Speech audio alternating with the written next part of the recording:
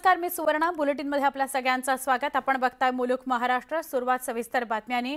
आज दिवसभरातली सगळ्यात मोठी बातमी आणि लक्षवेधी बातमी हीच की उपमुख्यमंत्री अजित पवार यांचा मुलगा पार्थ पवार याच्या अमिडिया होल्डिंग LLP या कंपनीनं अमिडिया होल्डिंग LLP असं या कंपनीचं नाव। या कंपनीनं तब्बल 1804 कोटी रुपये बाजारभाव असलेली जमीन फक्त 300 कोटी रुपयांना विकत घेतली आहे असा गंभीर आरोप त्यांच्या कंपनीवर आणि त्यांच्यावर करण्यात आलाय।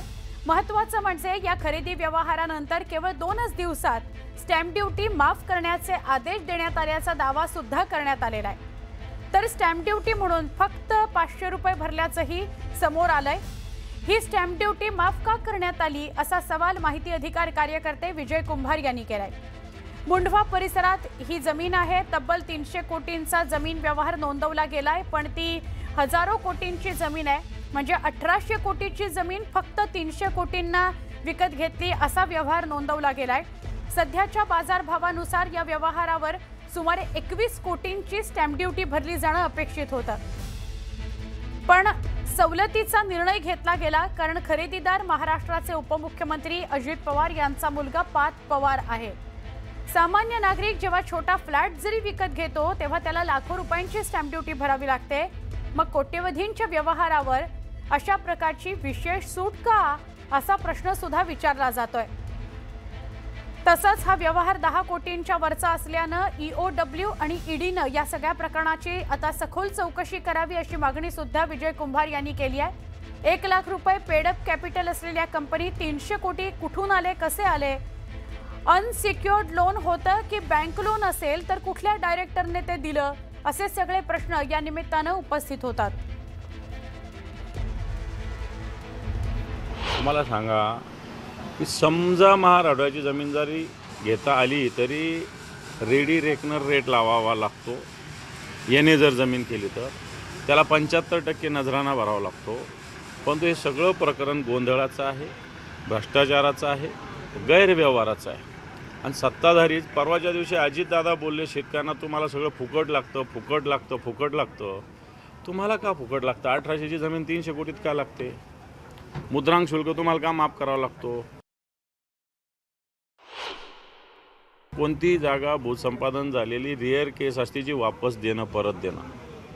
पहिली गोष्ट तर असं जागाच परत देतात नाही। जर असं जर झालं असेल तर मला असं वाटतं महाराष्ट्रातले अनेक लोक आपली जागा परत मागतील, कारण अनेक प्रकल्पासाठी जागा संपादित झालेल्या आहे। रस्त्यासाठी, विविध सिंचनाचे प्रकल्प असते त्याच्यासाठी, कोणी शॉपिंग कॉम्प्लेक्ससाठी, कोणी वेगवेगळ्या जागेसाठी, एज्युकेशन झोन, असे अनेक प्रकल्प भूसंपादित झालेले असतात। परंतु मूळ मालकाला हे परत देणं अतिशय दुर्मिळ बाब असते आणि ही बाब कोरेगाव पार्कसारख्या अतिशय महत्त्वाच्या भागात पुण्यात घडलेली आहे। नियम तुमच्यासाठी सगळे गुंडाळून ठेवले ना, की जमीन जी ॲक्वायझेशन झालेली परत कशी मिळते हा नियम आहे का? मग महाराष्ट्रातले अनेक शेतकरी, अनेक लोक उद्यापासून चला मागतील जमीन आमचं भूसंपादन झालेलं परत द्या, तर सरकार देणार का? हा माझा पहिला प्रश्न आहे। वतनाची जमीन कशाला म्हणतात? ही जमीन पार्थ पवारला कशी देऊ शकतात? पार्थ पवारच्या कंपनीला कसं देऊ शकतात? तुम्ही फुलेशाहू आंबेडकरांचा महाराष्ट्र म्हणतात, सर्वसामान्य माणसाला दिलेली असलेली ही जमीन असेल तर ती एखाद्या महारवतनाच्याच माणसाला मिळाली पाहिजे। आणि कोणता नियम पार्थ पवारांनी पाळला हे पार्थ पवारांनी सांगावं। या सगळ्या विषयाचा खुलासा पार्थ पवारांनी करावा। कोणाचा पुत्र असला म्हणून नियम, कायदे, राज्य काही त्यांच्या नावावर, अजितदादाच्या नावावर महाराष्ट्र राज्याचं PR कार्ड नाही केलेलं। कुठेही यावं, कोणतंही घ्यावं। पार्थ पवार जर राज्याच्या अर्थमंत्र्याचा पुत्र असेल असावा, त्याच्याविषयी काय प्रश्न? त्यांनी संपत्ती कमवावी, त्याच्याविषयी काय ऑब्जेक्शन असायचं काय? कारण नाही, मराठी माणसांना अशा कंपन्या स्थापन कराव्या याच्याविषयी काय ऑब्जेक्शन असायचं का? पण नियम कायदे डावलून मग पार्थ पवाराला जे नियम लागू ते लोकांनी लागा। आम्ही आत्ता आवाहन करतो, ज्याचं भूसंपादन झालं आणि तिथं काहीच काम नाही झालं त्याला जमीन वापस मागा। उद्यापासून अर्ज मागवतो, सरकारने 2 दिवसात निर्णय घ्यावा त्याच्यावर। अजून या प्रकरणाचं डिटेलमध्ये जावं लागेल, पण जर अजितदादाचा राजकीय वापर, राजकीय हे केला असेल तर मला असं वाटतं अजितदादासारखी व्यक्ती फार नाकानं कांदे सोलते ना, त्यांना ह्याचं उत्तर द्यावं लागेल।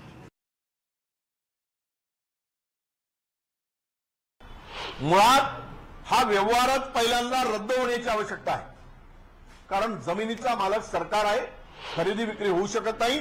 हा 420चा गुन्हा आहे। पहिल्यांदा यांच्यावर 420 अंतर्गत या दोघांवरही गुन्हा दाखल झाला पाहिजे, ही आमची मागणी आहे। ही फसवणूक आहे, सरकारच्या जमिनीची परस्पर विक्री करणं।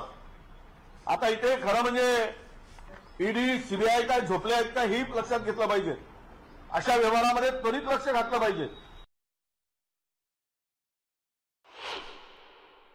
हे प्रकरण इतकं मोठं आहे की यामध्ये लक्ष घालण्याची आवश्यकता आहे असं मला वाटतं। आणि 300 कोटीच्या व्यवहारामध्ये केवळ एक की आयटी पार्कचा रिझोल्युशन ही कमी आपली ही भागीदार कंपनी एक रिझोल्युशन पास करते आणि त्या भरोशावर मुद्रांक शुल्क माफ केला जातो, हा तर पराकोटीचा अपराध आहे। एक तर आतापर्यंत माझ्याकडे कुठलीही तक्रार प्राप्त नाहीये। मला सकाळी अंजली दमानी यांचा फोन होता। त्यांनी सांगितलं की मंगळवारी 11 तारखेला संपूर्ण केस माझ्याकडे फाईल करणार आहेत आणि राहिला प्रश्न महार वतन जमिनीबद्दलचे निर्णय घेण्याचा, तो एक विशेष कायदा आहे।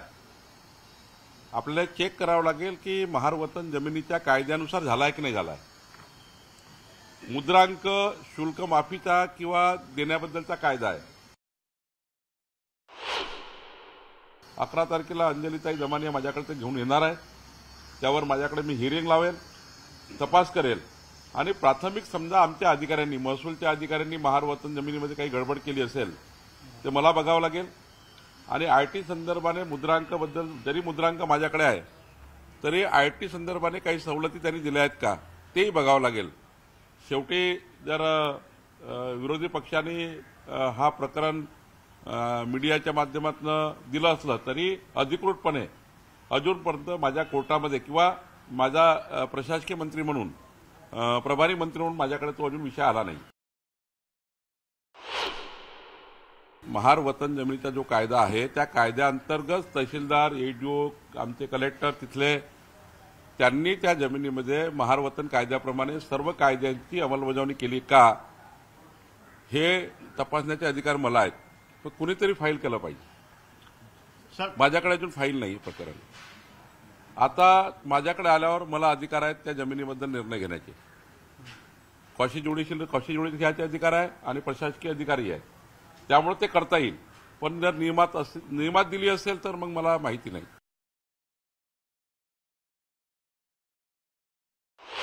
या प्रकरणाच्या संदर्भात सगळी माहिती मी मागवलेली आहे।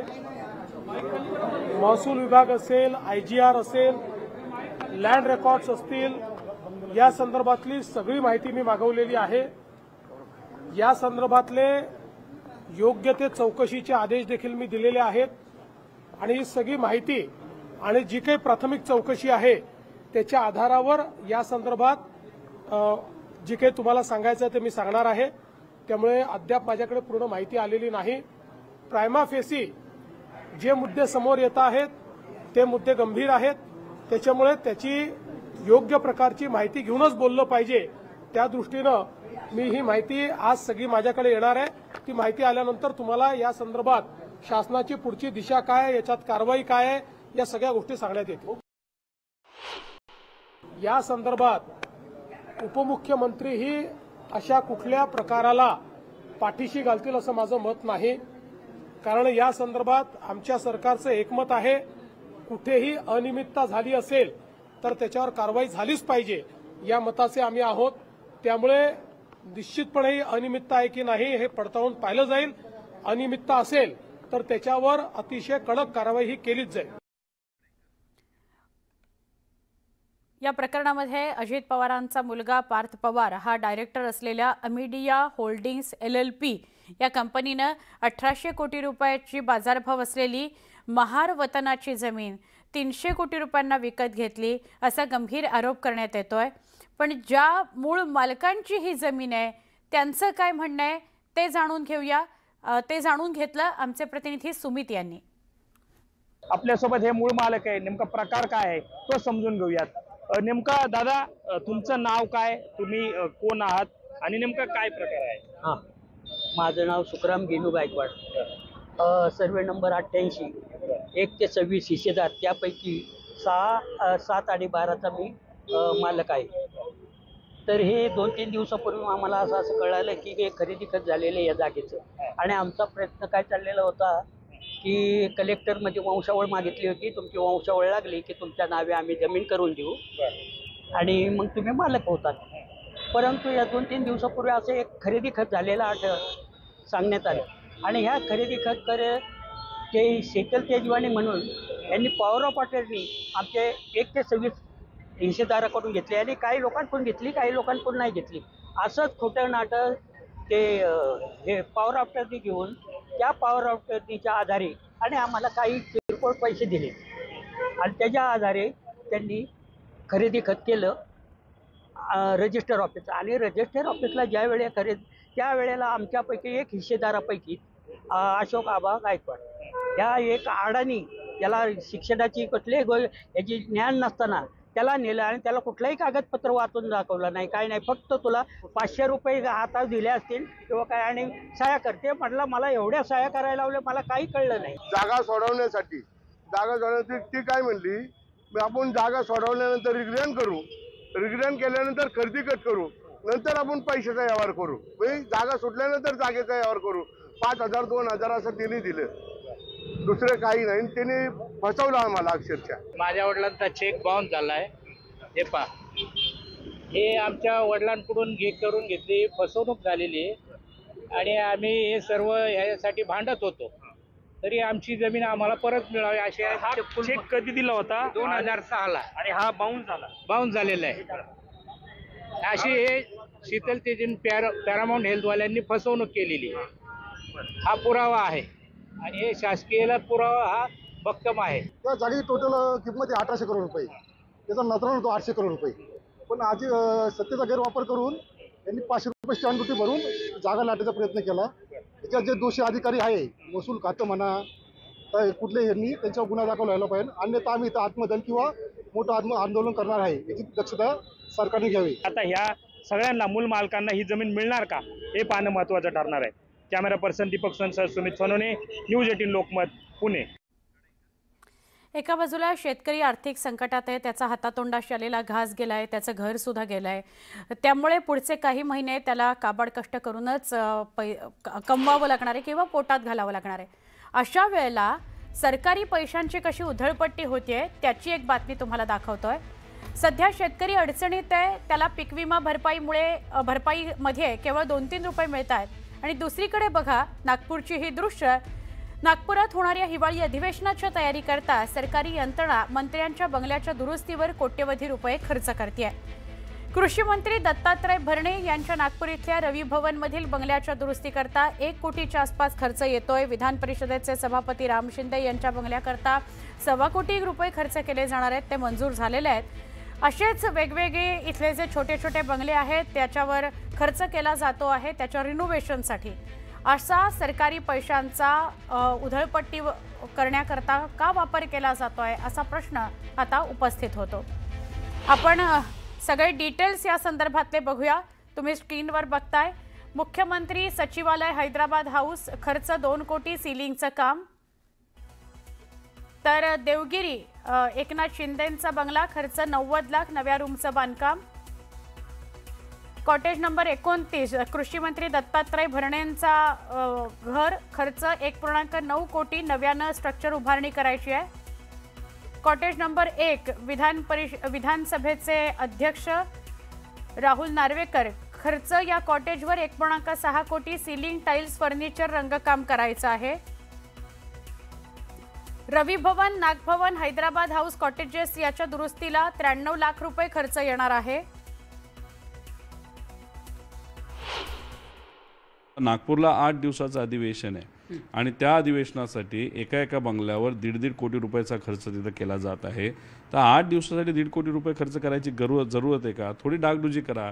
आता सभापती राम शिंदे सर जे त्यांच्या बंगल्यावर 1.25 कोटी खर्च आता सुरू आहे, कशाला? ठीक आहे, थोडंसं पाऊस बिऊस आला तर कुठे ती गळेल जास्तीत जास्त, पण इथं जे आमचे शेतकऱ्याची घरं वाहून गेले त्याला पैसे तुम्ही प्राधान्य द्या. शेतकऱ्यांना मदत करण्यासाठी सरकारने धावून गेलं पाहिजे. ते न करता सरकार ही येथील नागरिकांनी दिलेल्या करातून झालेलं उत्पन्न जे आहे त्याची सर्रास उधळपट्टी करते. इतकी उधळपट्टी करण्याचं कारण नाही, म्हणजे रवी भवनचे कॉटेजेस राहण्यालायक नव्हते अशातला भाग नाही, राहण्यालायक होते, ते लोकांना दिले जात होते. परंतु डागडुगीच्या नावावर कोट्यावधी रुपये जर खर्च होत असतील तर निश्चितपणे ती एक प्रकारची उधळपट्टी आहे. 5 स्टारमध्ये राहण्याची सवय भाजपाच्या लोकांना झाली आणि त्याचसाठी ते करतायत. रवी भवनमध्ये जे काही बंगल्यांची दुरुस्ती होत्या मंत्र्यांची त्यावर कोट्यावधी रुपयांचा खर्च केला जातो. 1-1 कोटी रुपये एका बंगल्यांच्या. मला आता याची कल्पना नाही, हे माझं काम नाही, पण तुम्ही माहिती दिली आहे तर ती माहिती घेईन, पीडब्ल्यूडी मिनिस्टर आणि पीडब्ल्यूडी विभागाला विचारेन, कुठेही फालतू खर्च होणार नाही हे आम्ही त्या ठिकाणी एन्श्युअर करू.